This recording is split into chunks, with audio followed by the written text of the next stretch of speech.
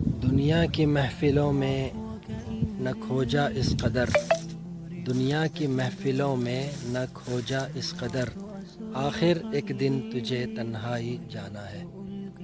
یہ دیکھیے ہمارے بزرگوں کی قبریں قبرستان میں ہیں۔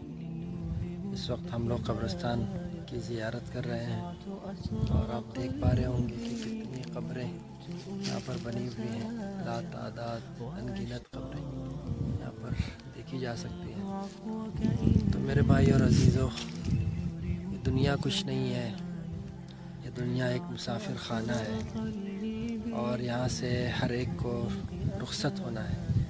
امیر سے امیر انسان بھی اس دنیا سے چلا جاتا ہے اور غریب سے غریب انسان بھی اس دنیا سے چلا جاتا ہے۔ اور جس طرح سے یہاں پر ہم یہ قبریں دیکھ رہے ہیں، اتنی زیادہ قبریں، ایک دن وہ آئے گا، عنقریب وہ دن آنے والا ہے کہ ہم بھی اپنے پیروں پر کھڑے نہیں ہوں گے، اس زمین کے اوپر نہیں ہوں گے بلکہ اس زمین کے اندر مدفون ہوں گے۔ اس میں سے ایک قبر ہماری بھی بنے گی۔ ہمارے پاس چاہے جتنا ہی پیسہ ہو، جتنی ہی دولت ہو، جتنا ہی مال و اسباب ہو، جتنی ہی ہمارے پاس قیادت ہو، سلطنت ہو، ہمارے پاس رعب ہو، دبدبہ ہو، ہمارے پاس طاقت ہو، لیکن میرے بھائی اور عزیزوں، یہ زیادہ دیر تک رہنے والا نہیں ہے، یہ ختم ہونے والا ہے۔ نہ یہاں کی کامیابی ہمیشہ کی ہے اور نہ یہاں کی ناکامی ہمیشہ کی ہے۔ اسی لیے اللہ نے جو کچھ ہمیں دیا ہے اس پر صبر سے کام لینا ہے اور ہمیں جو ہے اس دنیا کی حقیقت کو سمجھنا ہے۔ تو میرے بھائی اور عزیزوں، ہمیں اللہ کی بتائے ہوئے احکامات ہیں اس کے مطابق اپنی زندگی گزارنی ہے، اس لیے کہ کچھ کام آنے والا نہیں ہے۔ ہم جو ہے دنیا کے اندر ہمیشہ نہیں رہیں گے بلکہ قبر کے حوالے ہو جائیں گے۔ یہاں پر ہمارے بزرگوں کی بھی قبریں ہیں، ہمارے دادا کی، دادی کی، اور اسی طرح سے ہمارے والد صاحب کی، ہمارے دادا کے بھائیوں کی، ہمارے چچاؤں کی، ہماری پھوپھیوں کی، ہمارے رشتہ داروں کی، اور اسی طرح سے پڑوس کے بہت سارے لوگوں کی یہاں پر قبریں بنی ہوئی ہیں۔ تو میرے بھائی اور عزیزوں، میں اپنے ایک دوست کے ساتھ یہاں پر آیا تھا قبر کی زیارت کے لیے۔ اللہ تعالیٰ سے دعا ہے کہ اللہ تعالیٰ ان کی مغفرت فرمائے اور ان کے درجات کو بلند فرمائے اور ان کی قبروں کو اللہ تعالیٰ وسیع فرمائے، جنت کی کھڑکیوں کو ان کے لیے کھول دے اور ان کی قبروں کو اللہ تعالیٰ جنت کے باغوں میں سے ایک باغ بنائے، ان کی بھرپور مغفرت فرمائے۔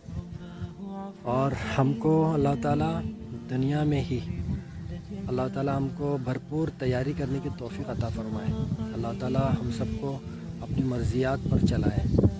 تو میرے بھائی اور عزیزوں، ہمیں دنیا کی کسی بھی چیز کے اندر دھوکے میں نہیں آنا ہے۔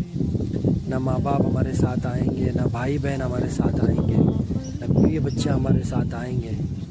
جن بیوی بچوں کے ساتھ ہم مگن رہتے ہیں اور جن دوستوں کے ساتھ ہم بے فکر رہتے ہیں اور جس مال و اسباب کے ساتھ ہم جو ہے غافل رہتے ہیں، ایک دن وہ آئے گا کہ ہم کو ان تمام چیزوں سے دستبردار ہونا پڑے گا اور ہم اس قبرستان کے اندر کوئی قبر میں جو ہے مدفون ہو جائیں گے اور بالکل بے بس اور لاچار ہو جائیں گے۔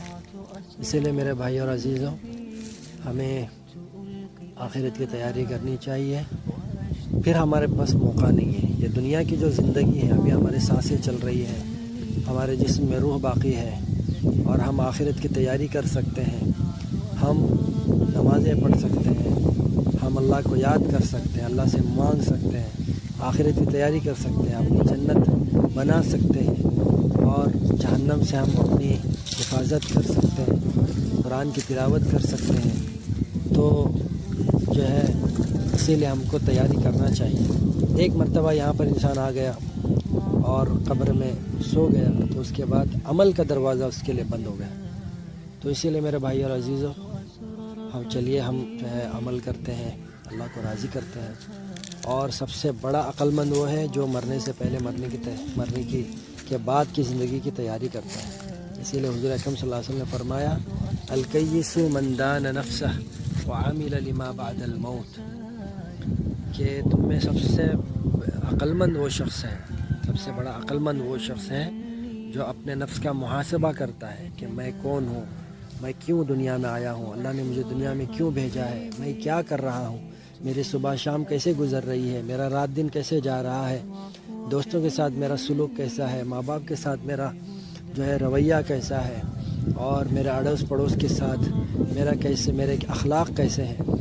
تو یہ چیزیں ہمیں جو ہے بنانی کی ہے، ہمارے ذریعے سے، ہماری ذات سے، ہماری زبان سے، ہمارے ہاتھ پیر سے، اور ہماری آنکھوں سے، ہمارے کانوں سے کسی کو کوئی نقصان نہ پہنچے، ہماری زبان سے کسی کے دل پر ٹھیس نہیں پہنچنا چاہیے۔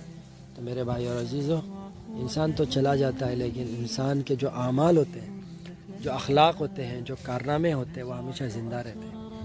اسی لیے میں دعا کرتا ہوں کہ اللہ تعالیٰ جتنے مرحومین یہاں پر مدفون ہیں، اللہ تعالیٰ ان کی سب کی مغفرت فرمائے، اور اللہ تعالیٰ ہم سب کو سمجھ عطا فرمائے، دنیا کی غفلت سے ہمیں نکالے، اللہ تعالیٰ ہماری حفاظت کرے، اور آخرت پر ہمیں دھیان دینے کی اللہ تعالیٰ توفیق عطا فرمائے۔ پھر ایک بار میں جتنے یہاں پر ہماری جو جماعت ہے اور ذمہ داران ہیں، ماشاءاللہ انہوں نے اپنے نگرانی میں اور بڑی فکروں سے یہ پورے قبرستان کی جو ہے صاف صفائی کا اہتمام کروایا ہے۔ ہم ایک کنارے پر کھڑے ہوں تو دوسرا کنارہ ہم بآسانی دیکھ پا رہے ہیں۔ اللہ تعالیٰ ہمارے ذمہ داروں کو جزائے خیر دے اور ان کی خدمات کو اللہ تعالیٰ قبول فرمائے۔ بس میں اسی پر اپنی بات کو ختم کرتا ہوں۔ السلام علیکم ورحمۃ اللہ وبرکاتہ۔